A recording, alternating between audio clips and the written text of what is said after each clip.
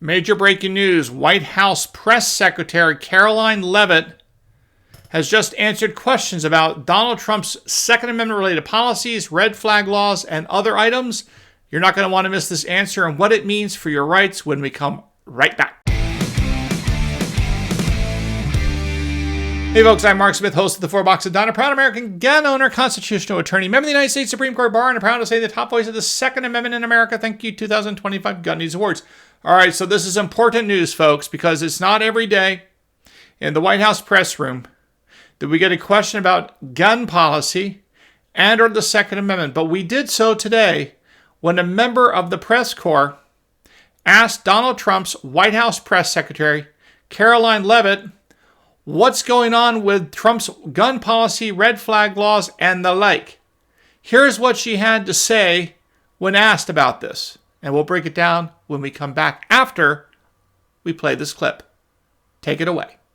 Has any of this made the president or the White House rethink gun safety prevention in this country? Either red flag laws, I know that was a conversation in the first Trump administration, or is there anything on the table right now on gun violence? Of course, this is an extremely pressing issue for the administration in our entire country. It's deeply alarming to everyone here, the violence that we've seen taking place all over the country, the assassinations that have unfortunately, tragically taken place throughout the last several months. There are many discussions about how to prevent such violence and how we can ensure that law enforcement has the resources they can on the ground to not only respond, but again, to prevent such tragedies from taking place. If there are red flags with an individual in a community, that they are treated as an emergency, a public safety emergency, not just, turn a blind eye to.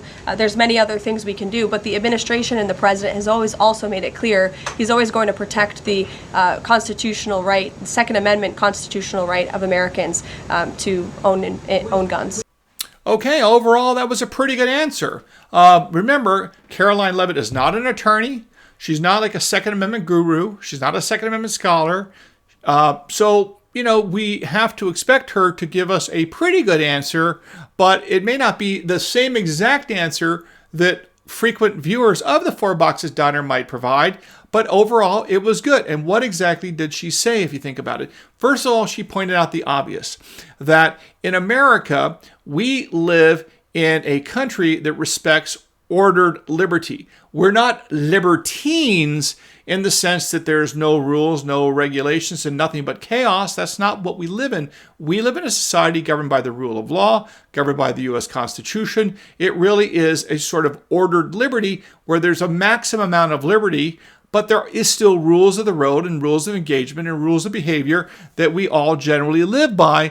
Again, the notion of ordered liberty. So when she talks about the importance of protecting law enforcement and providing law enforcement with the authority and the resources they need to enforce the law and try to stop bad people from doing bad things to good people and locking people up when they misbehave, well, that makes a lot of sense. And she makes that exact point. Again, remember, Karoline Leavitt is not like an attorney or anything like that. So her answers can be at more of a 30,000-foot level as I see it. It doesn't have to be as precise as maybe I might provide. It doesn't need to be, given her role answering these questions from the press. So with that said, she also was asked, of course, about red flag laws, and I think she gives a pretty good answer here. She certainly does not adopt the language of anti-gun proponents that like these so-called red flag laws, which we'll get to that in just a brief moment, break that down a little bit more. What she basically says is this, and this is consistent with what we agree with here on the Four Boxes Diner, I think most of you agree with, and I think the White House agrees with, and that is this. If you come across an individual who is in some sort of terrible distress, he's a psychopath, he is somehow mentally ill, then the proper course of action is to identify that person and try to get that person help. Now, in the olden days, the yesteryear, decades ago, if you came across someone that was truly mentally ill and a danger to themselves or a danger to others, then you would commence the process of civil commitment and try to have them civilly committed to a mental health hospital to protect themselves and to protect others from them.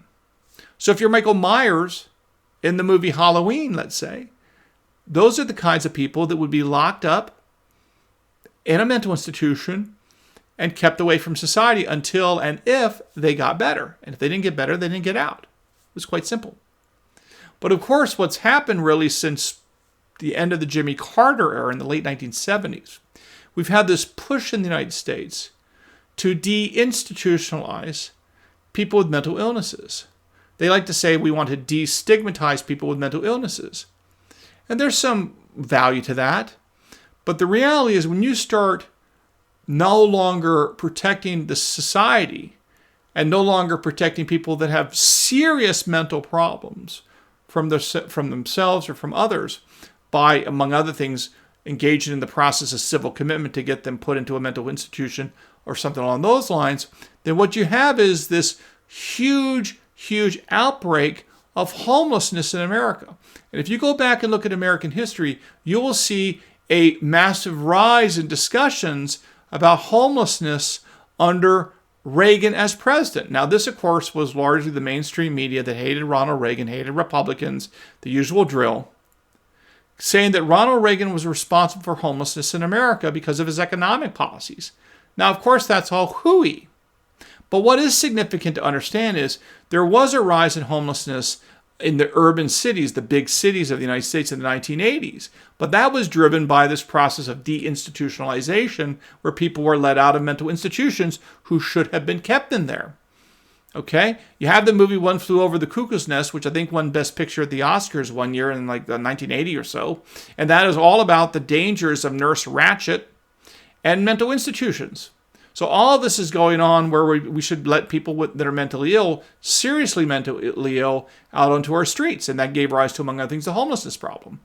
Now, the reason why I bring this up in the context of Karoline Leavitt's answer in the White House just now is because it ties into what she said about red flags. Notice that she did not say, I support red flag laws. She did not say Donald Trump supports red flag laws, because they do not. We'll get to that in 1 second specifically.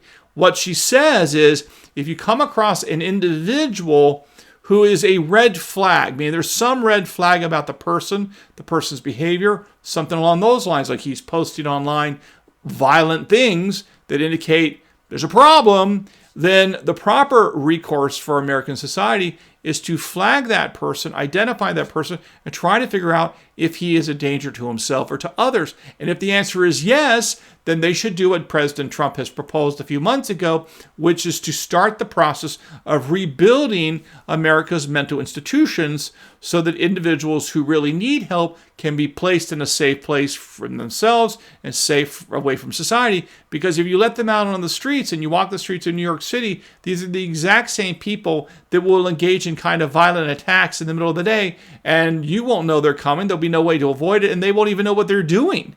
And that happens because so many of these people who engage in criminal conduct are indeed mentally ill and need to be put in an institution.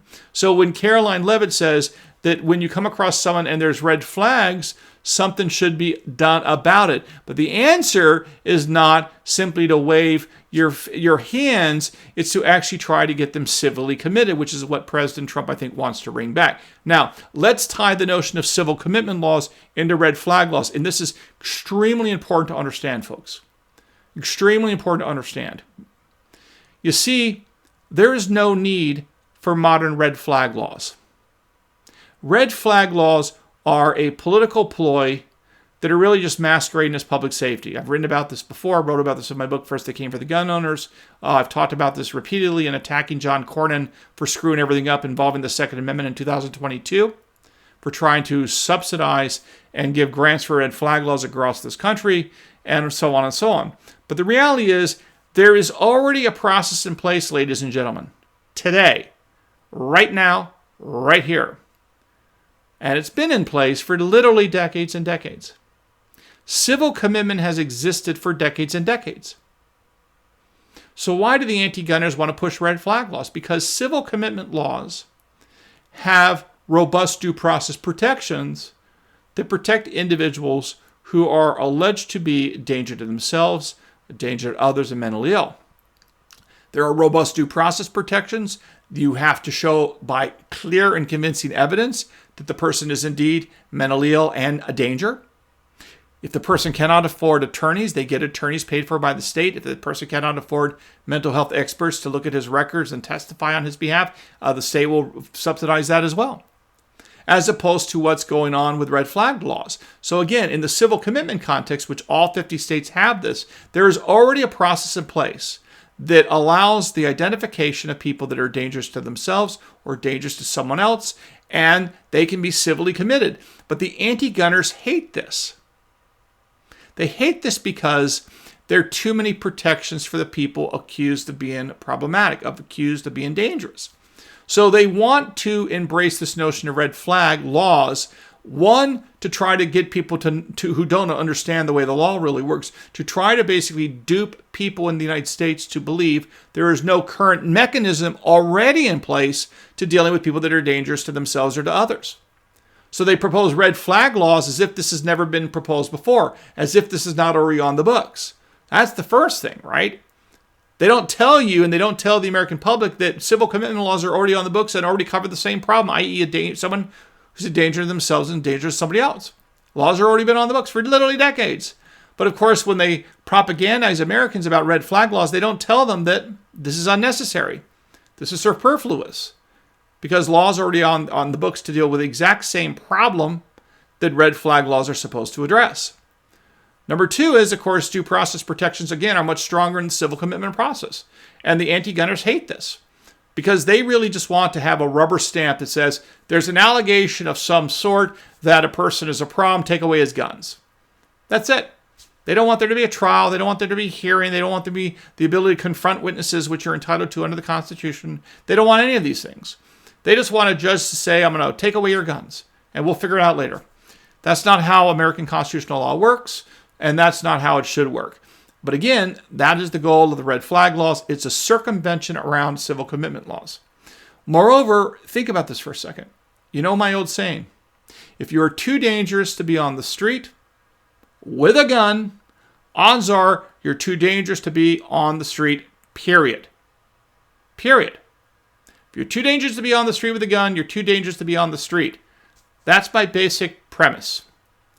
And the reason why that comes up is a modern day red flag law is really just designed to go after one part of our population, and that is gun owners. Think about it for a moment.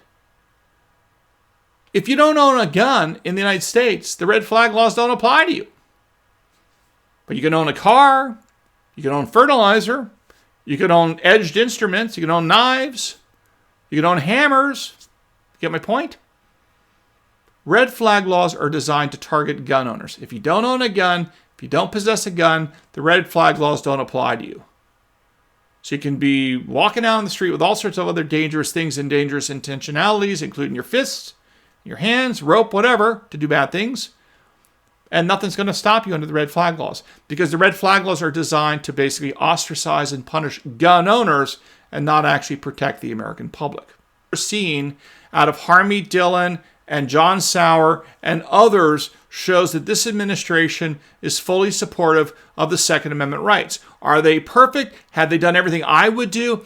No, they haven't. But given the fact we're only about 9-10 months into this White House, they've done more for the Second Amendment than any other administration in American history, with their support of getting rid of the assault weapon bans in Illinois in the Barnett case, getting rid of the assault weapon bans in New Jersey in the Cheeseman case, and the Association of New Jersey Rifle and Pistol Clubs case. They're in the Third Circuit. Their refusal to enforce the District of Columbia's ban on so-called large capacity magazines, which are no longer doing, and the fact that they encouraged the Supreme Court to take the Wolford vampire rule case dealing with no carry default rules, and the Supreme Court just granted cert in Wolford, and that was at the urging of the Trump Bondi administration, which is really a big deal. So the fact that Karoline Leavitt is reaffirming in the White House press room that Donald Trump and that administration fully supports the right to keep and bear arms, when you combine that with the actual actions that we've covered on this channel, and you can read about in your papers